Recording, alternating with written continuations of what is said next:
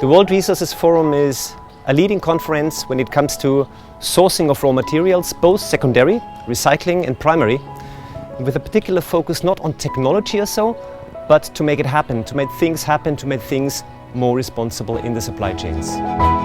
Today's forum aims at providing the grounds for stakeholders from policy, science, industry and civil society to come together and engage in an open and inspiring dialogue to discuss the most pressing challenges and create solutions for a prosperous future for all of us. In 2016, the government of Ghana, realizing the importance of this circular economy and the dangers of electronic waste and other hazardous waste, took the bold step to address the challenge of managing electronic waste in the country through the passage of the Hazardous and Electronic Waste Control and Management Act 2016. So far, steady progress has been made. The government of Ghana and Switzerland have been very close partners for the implementation of this act. The agreement will involve the rolling out of various climate projects under the Ghana National Clean Energy Program, the development of renewable energy sources, a decrease in the use of wood and charcoal, and the promotion of solar technologies. Germany and its highly committed cooperation team in the e-waste sector, we stand side by side with our Ghanaian partners in order to contribute to innovative solutions, studies and work programs. The program for environmentally sound disposal and recycling of electronic waste, funded by the German government, is a further key indicator for this commitment. The main objective of the project, which is being implemented with MESTI, is the improvement of e-waste management in the country. As at 2019, about 53.6 million tons of e-waste is what the world globally is generating. Out of this generation of e-waste volumes, quite a number of them find themselves in developing countries like Ghana. We realize that e-waste cuts across countries and goes across borders. So it is better to approach it in a concerted manner in the region, so that it does not only benefit one country or affect one country, but then we all gain from e-waste management. So in 2017, in our workshop in Kampala, Uganda, we came up with what we call the regional e-waste management strategy.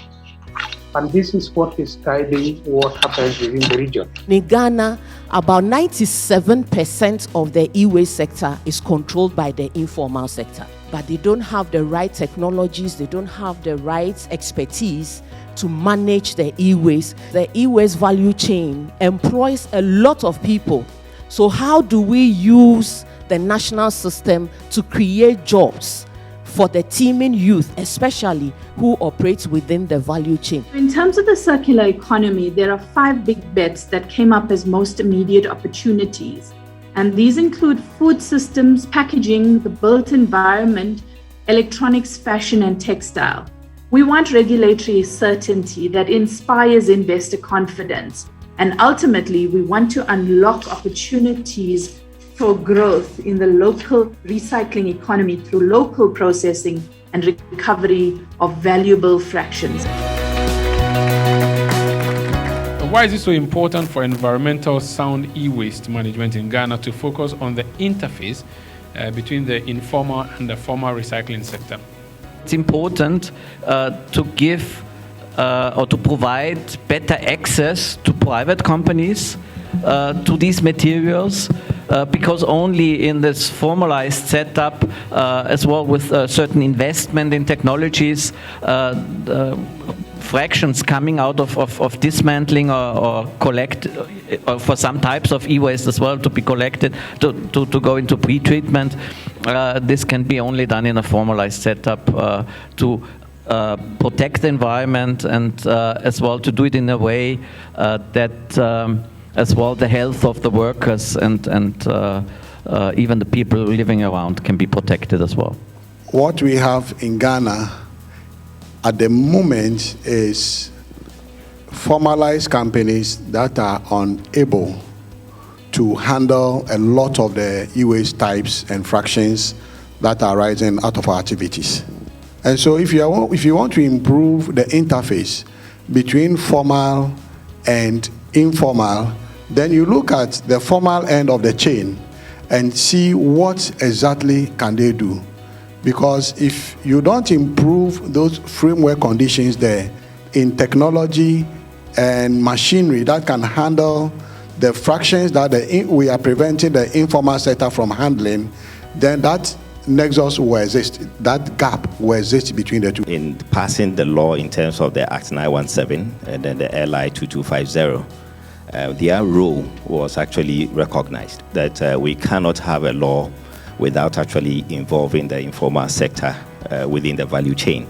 So a careful review of the law, you realize that we have a portion that we call collectors, and that is our way of trying to bring them into the formal way of doing things. But probably we need to also look at the discussion of who do we really refer to as a formal recycler within the value chain. Is it their structure or their level of sophistication of equipment that we need to let them know? But collection in actual sense, does it really need a lot of technology to do it? So for us, we are looking at a different approach, how we want to regulate the sector, and their role is actually heavily integrated within the law that we have. Not everything that has come to its end of life should be classified as waste. If we purchase some of these appliances that have been given a second life, then we plow back money into the system to support other areas. The fund should look at cross-subsidization. It's not all the items that will attract the same amount of recycling fee if you actually take it to a third party to recycle. Again, some of the items can actually serve as raw materials for other industries. So we should actually promote more of segregation at the dismantling level.